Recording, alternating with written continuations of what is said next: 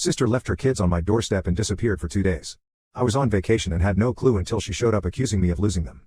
Hi, everyone. I, 28F, have an older sister Jackie, 32F, who has 2 kids, an older son and a younger daughter. Her son is 14 and her daughter just turned 12 a couple of weeks ago. Their father is not in the picture anymore and my sister's a single mother. I wouldn't say that Jackie and I are close, but we're okay. We aren't arch enemies either, like some other siblings here.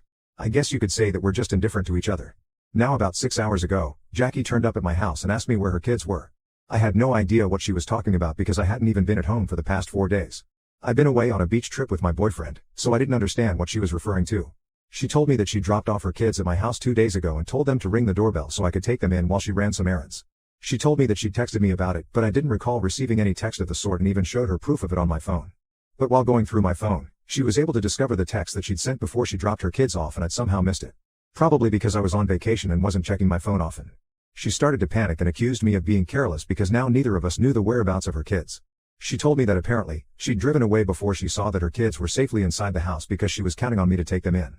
She told me that she had gotten into some legal trouble that she didn't want to speak about and that's why she'd been missing for 2 days. But now that she was back, she wanted her kids and she wanted them now. I didn't know what to do, so I suggested that she go to the police or something because I literally had no clue where the kids could be. They didn't even have their phones on them, so there was no way we could get through to them. Jackie didn't want to go to the cops because she just finished dealing with a lot over the last 2 days and the police's involvement was the last thing she needed. She turned my house upside down and accused me of being selfish and not thinking about my niece and nephew. She said that she'd been counting on me to help her out in this tough spot, but I'd let her down. She left in tears and said that she was going to knock on every relative's door until she was able to find her kids.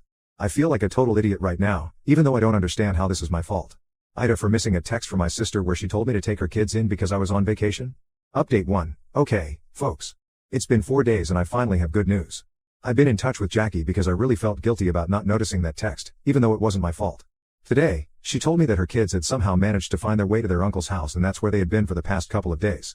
Now this wasn't our cousin, but it was Jackie's ex-boyfriend's cousin, and he apparently had still continued to talk to his nephew online because he knew that his mother wouldn't let him stay in touch with him otherwise. I thought it was a little creepy at first, but then I realized that this uncle of theirs, Frank, 28M, had practically saved their lives by taking them in Jackie's and my absence. Jackie apologized to me for behaving badly the other day and said that it was pretty out of character for her to freak out at people like that. And I agreed because she was usually a pretty level-headed person. She told me that she hadn't slept a wink in the past couple of days because she was so worried about her kids and where they were. I finally asked her why she hadn't gone to the police and what kind of trouble she had been in exactly before this, which required her to leave her kids behind. So she finally confessed that she'd gone to gather evidence against the company that she was currently employed in because she'd heard from a particular source and they were planning to blame her for embezzlement. Since the company was facing a huge financial crisis and they needed someone to shoulder the blame. So upper management had figured that she could take the blame, as she was the head of accounting and had the most access to the company's financial records. She knew that she'd be fired within a few days, so she decided that she would collect all the evidence that she could in her favor from the office. Then she even went out of town to speak to her ex-boss about this and asked him to be on her side if she needed him to testify against the company during the hearings. That took a couple of days and she really did feel guilty for leaving her kids behind and not even bothering to check if they were doing all right during that time. Because she was just so frustrated with how this situation was turning out, especially since she'd always been an extremely honest employee. She didn't want to go to the cops because that would reflect badly on her and might even end up with her kids being taken away from her, which she didn't want. She broke down and told me that she hadn't even bothered to pack warm clothes for her kids, even though it was pretty cold outside. And she just completely neglected them because she was facing a crisis. I tried to console her, but I knew that it was pretty messed up to treat your kids like that, no matter what you're going through personally. Jackie and I aren't really in touch with our parents anymore and haven't been for a really long time. So I'm pretty much the only person that she can count on, and I know it's the same for me if it really comes down to it. So we might not be the best of friends, but we always have each other's backs. It's been that way since we were kids and I was disappointed that I couldn't look after her kids this time around. She was really lucky that her son had remembered Frank's address from when they used to talk online. She found out by accident when she logged into her son's Instagram account and went through his chats. She was so out of it that I didn't even occur to her until she opened her laptop. Her son would occasionally use her laptop to play games or to talk to his friends online. And when she remembered that, she instantly logged in and that's how she was able to discover Frank. That guy didn't have Jackie's number, so he wasn't able to contact her when her kids showed up at his house. Frank used to visit a lot before his cousin gave up custody of the kids 4 years ago, and after that, Jackie wanted nothing to do with his family, so Frank wasn't able to visit the kids again. But he was able to reconnect with his nephew online, and it was actually surprisingly Jackie's son who tracked his uncle down online and sent him the first text. I guess kids do remember who was there for them the most as kids. So anyway, I'm just glad that Jackie was able to find her kids and I don't have to carry around the guilt of not noticing that text sooner. I just hope that she's able to deal with her baggage better so that her kids don't have to suffer anymore. Update 2. It finally happened. Jackie's company fired her and they're also planning to come after her legally, just like she'd expected. They accused her of embezzlement and said that they would make sure she ended up behind bars. The poor woman is scared beyond words and has been texting me almost every hour, just so she has somebody to talk to. She does have a lawyer and a pretty good one at that, but even then she's going up against a pretty big force, so there's no telling what might happen next. She has asked me and Frank to look after her kids and help her out whenever she needs it because she would hate to end up neglecting her kids like she had the first time around. And both of us obviously said yes to the job, because she's going through a horrible thing right now and needs all the help and compassion that she can get. Update 3. So Jackie and her company's representatives are meeting with a court-appointed mediator today and she left the kids with me. They're quite good kids and it's horrible that their mother has to go through something like this. I guess the only silver lining here is that this has really helped Jackie and I bond together. She dropped off the kids at my house last night and I demanded that she stay for dinner because I really didn't want her to leave and face the night before this morning all by herself.